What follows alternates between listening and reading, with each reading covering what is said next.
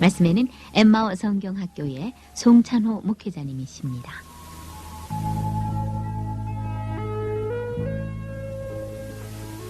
애청자 여러분 안녕하십니까? 오늘은 예루살렘 성을 재건했던 느헤미야를 상고해 보기로 하겠습니다.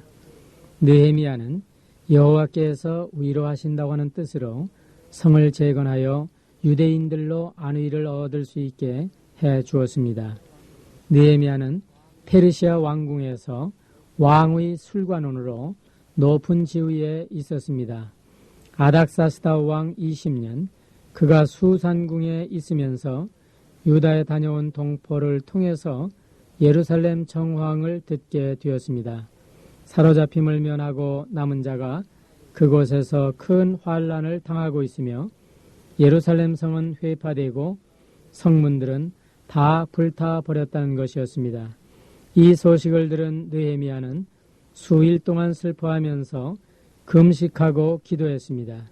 12월 기슬루월에서 4월 니산월까지 오랜 동안 금식하며 기도했으므로 왕은 그의 초췌한 모습을 보게 되었고 왕에게 전후 사정을 고하게 되었습니다.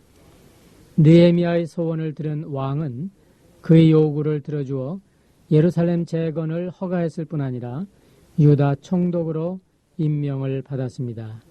이처럼 느헤미야는 기도의 사람이었고 신중하게 생각하고 계획해서 강력하게 추진하는 사람이었습니다. 느헤미야가 예루살렘에 도착해서 우선 성벽을 면밀히 조사한 후 백성들을 격려했습니다.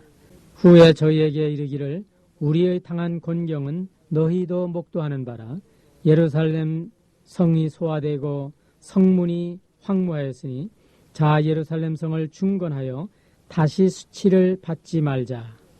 이와 같이 느헤미야가 호소했을 때 백성들의 호응을 얻은 느헤미야는 여러 구역으로 나누어 동시에 공사를 시작했습니다. 양의 문에서 시작하여 어문, 옛문, 골짜기문, 분문, 샘문, 수문, 마문, 동문, 한밑갓문 등으로 돌아 다시 양의 문에 이르기까지 자원하는 봉사 요원들을 질서 있게 배치하여 중수하도록 분담했던 것입니다. 느헤미야 시대의 성도들처럼 성도 개개인에게는 은사에 따른 봉사의 특권과 의무가 주어져 있으며 서로 지혜와 힘과 시간과 재물을 모아 함께 일해야 합니다. 이로써 보이지 아니하는 하나님의 성전이 완성될 것이며 보이지는 아니하지만 진리의 성벽을 건축할 수가 있게 됩니다. 성벽의 재건이 시작되기도 전에 느헤미야가 예루살렘에 이르기도 전에 호론 사람 산발랏과 종되었던 암몬 사람 도비야 등이 중상모략을 시작하였으며 성벽이 재건된 후에도 계속해서 방해했습니다. 2장 10절에 그들은 심히 근심했고 19절에 업신여기고 비웃었으며 4장 1절에 크게 분노했으며 7절 8절에는 심히 분하여 공모했으며 6장 2절에는 오노 평지에서 만나자 제의를 했는데 실상은 느헤미야를 해코자 함이었으며 6장 19절에 도비야가 항상 내게 편지하여 나를 두렵게 하고자 했다고 말하고 있습니다. 주님을 위해서 일하고자 할 때 사단은 끈질기게 방해한다는 사실을 기억해야 하겠습니다. 그때마다 우리는 사단을 대적하며 하나님의 능력으로 무장하기 위해 기도하고 낙심치 말아야 합니다. 느헤미야는 주의의 방해뿐 아니라 백성들 사이에서 불평과 분쟁을 감내하고 해결해야만 했습니다. 불평, 불만, 시비와 원망은 가정이나 교회나 사회나 국가를 파괴하는 도구입니다. 느헤미야는 일부 부유층의 사람들이 가난한 자들에게 고리대금으로 재산을 착취하는 행위를 근절시키고 스스로 급료를 받지 않음으로써 백성들과 고락을 함께했습니다. 지도자는 솔선수범할 뿐 아니라 때때로 사회의 부패와 불의를 수술할 수 있는 결단이 필요합니다. 안팎의 어려움에도 불구하고 신속하게 대처하면서 전력을 기울인 결과 52일 만에 성의 재건은 완료되었습니다. 성 역사가 52일 만에 엘루월 25일에 끝남에 우리 모든 대적과 사면 이방 사람들이 이를 듣고 다 두려워하여 스스로 낙담하였으니 이는 이 역사를 우리 하나님이 이루신 것을 알미니라. 예루살렘 성의 재건에 이어 느헤미야는 시장과 부시장을 비롯하여 요직을 임명하는 동시에 대적들의 도발에 대비하여 철저하게 경계하도록 지시했습니다.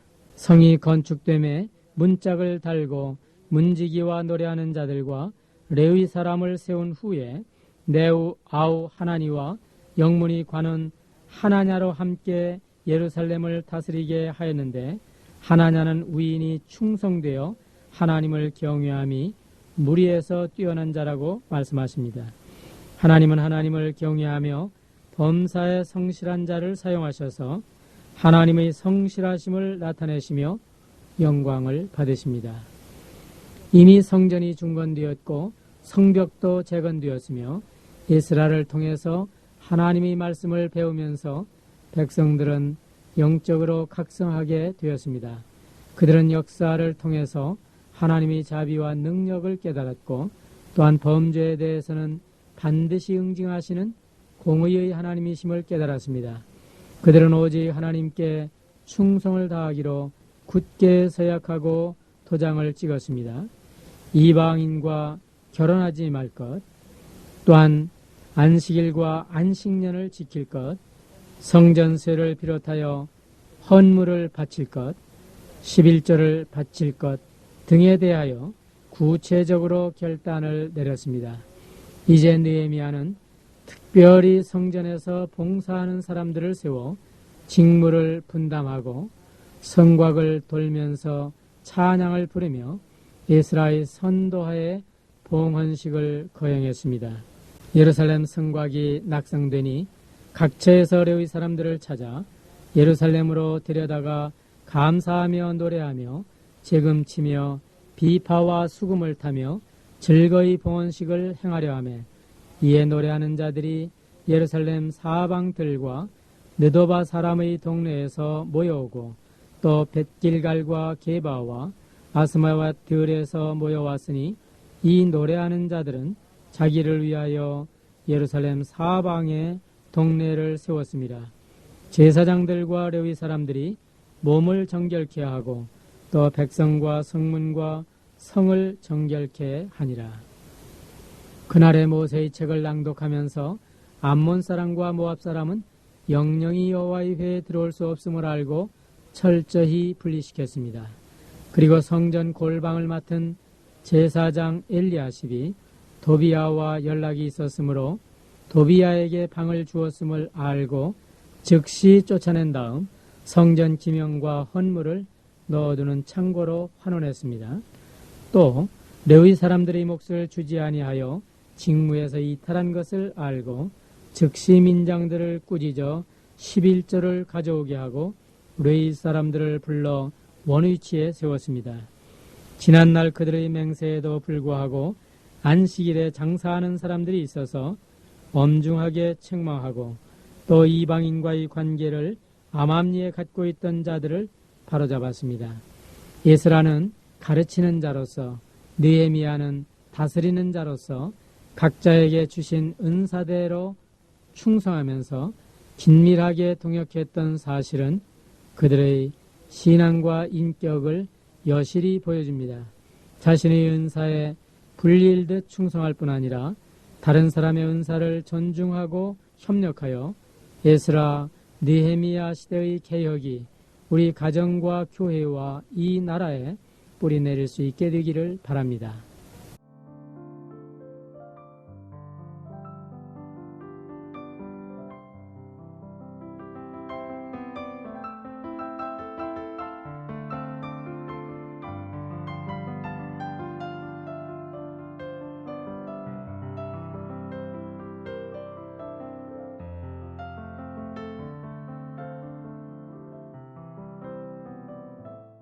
지금까지 말씀에는 엠마오 성경학교의 송찬호 목회자님이었습니다.